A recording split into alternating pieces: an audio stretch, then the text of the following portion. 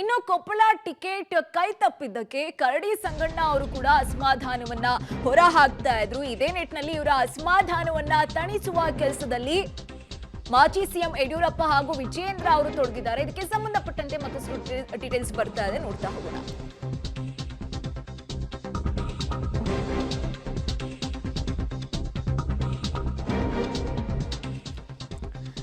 ಕೊಪ್ಪಳದಲ್ಲಿ ಕಂಟೆಸ್ಟ್ ಮಾಡಬೇಕು ಅಂತ ಕರಡಿ ಸಂಗಣ್ಣ ಅವ್ರು ತೀರ್ಮಾನ ಮಾಡಿದ್ರು. ಆದ್ರೆ ಬ್ಯಾಡ್ ಲಕ್, ಅವ್ರಿಗೆ ಕೊನೆ ಟೈಮ್ ನಲ್ಲಿ ಟಿಕೆಟ್ ಸಿಗ್ಲಿಲ್ಲ. ಇದರಿಂದಾಗಿ ಸಾಕಷ್ಟು ಅಸಮಾಧಾನವನ್ನ ಕೂಡ ಮಾಧ್ಯಮಗಳ ಮುಂದೆ ಹಾಗೂ ಬಿಜೆಪಿ ನಾಯಕರ ಮುಂದೆ ತೋರ್ಪಡಿಸಿಕೊಳ್ತಾ ಇದ್ರು.